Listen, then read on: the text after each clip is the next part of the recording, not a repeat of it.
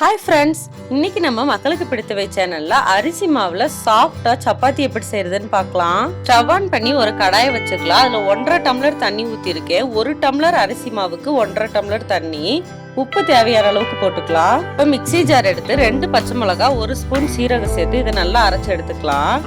இது அந்த மாவுல நம்ம சேர்க்கறதுக்காக ஆப்ஷனல் தான், உங்களுக்கு வேணும்னா போட்டுக்கோங்க. இப்ப இந்த தண்ணியில இதை சேர்த்துட்டு நல்லா கொதிக்க விடலாம். எந்த கப்ல தண்ணி அளந்தோமோ அதே கப்ல 1 கப் அளவுக்கு அரிசி மாவு சேர்த்துக்கலாம். 1 கப் அரிசி மாவுக்கு 1.5 டம்ளர் தண்ணி. மாவு சேர்த்ததுக்கு அப்புறமா எல்லா சைடும் நல்லா மிக்ஸ் பண்ணி விட்டுக்கலாம். இந்த மாதிரி எல்லா சைடும் நல்லா மிக்ஸ் ஆனதுக்கு அப்புறம் ஸ்டவ் ஆஃப் பண்ணிடலாம். இந்த மாவு கொஞ்ச நேரம் ஆறட்டும். அந்த கேப்ல நம்ம ஒரு சிம்பிளான ஒரு சட்னி ரெடி பண்ணிடலாம்.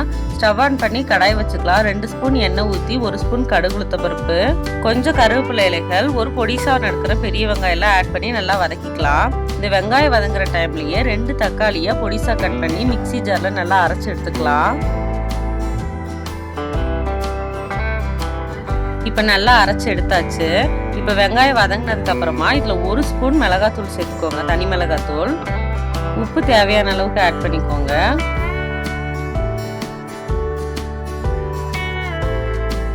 அரைச்ச தக்காளி பேஸ்ட் இதுல இப்ப ஆட் பண்ணிடலாம்.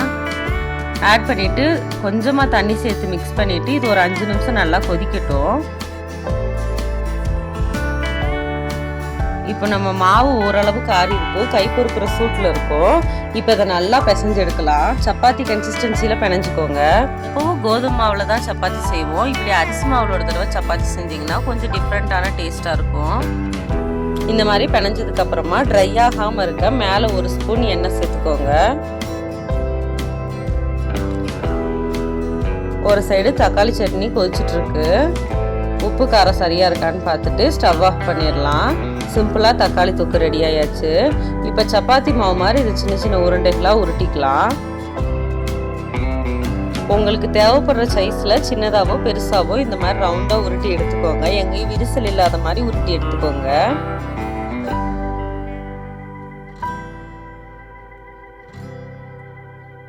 இப்போ இதை தேய்க்க ஸ்டார்ட் பண்ணிடலாம். அரிசி மாவுல கொஞ்சம் டஸ்ட் பண்ணிட்டு சப்பாத்தியை தேய்க்க ஆரம்பிச்சிடலாம். கொஞ்சம் மெதுவா தேய்ங்க. ரொம்ப நைஸாவும் இல்லாம ரொம்ப திக்காவும் இல்லாம தேய்க்கணும். அப்பதான் ஈவனா வெந்து வரும் நம்மளுக்கு. இந்த மாதிரி மெல்லிசா தேய்ச்சி எடுத்துக்கோங்க. அரிசி மாவு சப்பாத்திக்கு சிக்கன் குழம்பு, மட்டன் குழம்பு, தக்காளி தொக்கு இந்த மாதிரி எல்லாமே நல்லா இருக்கும். நீங்க தேய்க்கும் போது கரெக்டா உங்களுக்கு ரவுண்ட் ஷேப் வேணும்னா தேய்ச்சதுக்கு அப்புறமா ஒரு டிஃபன் பாக்ஸோட மூடி வச்சு கட் பண்ணி கூட எடுத்துக்கலாம். கொஞ்சம் ஷேப் அன்இவனா இருந்தாலும் பரவாயில்லன்னா ஓகே, எப்படி வேணா எடுத்துக்கலாம். நம்ம எல்லா சப்பாத்திகளையும் தேய்ச்சி எடுத்தாச்சு. இப்போ ஸ்டவ் ஆன் பண்ணி கடாய் வச்சுக்கலாம். அது சூடானதுக்கு அப்புறமா சப்பாத்தி போட ஸ்டார்ட் பண்ணிடலாம். நீங்க தோசை கரண்டி வச்சு ஒரு இடத்துல ப்ரெஸ் பண்ணும் போதே அந்த பபிள்ஸ் ஆகி புஷ்ஷுன்னு எந்திரிச்சு வர ஆரம்பிக்கும். அந்த ஸ்டேஜ்ல திருப்பி விடுங்க. 2 தடவை திருப்பி போட்டு எடுத்தோம்னா நம்மளோட சப்பாத்தி ரெடி ஆயிடுச்சு. நல்லா இப்படி மடக்கி பார்த்தீங்கன்னா அவ்வளோ சாஃப்டா இருக்கும். அரிசி மாவுலயே நம்மளோட சப்பாத்தி ரெடி ஆயிடுச்சு. எல்லாரும் ஒரு தடவை ட்ரை பண்ணி பாருங்க. தேங்க்யூ ஃபார் வாட்சிங்.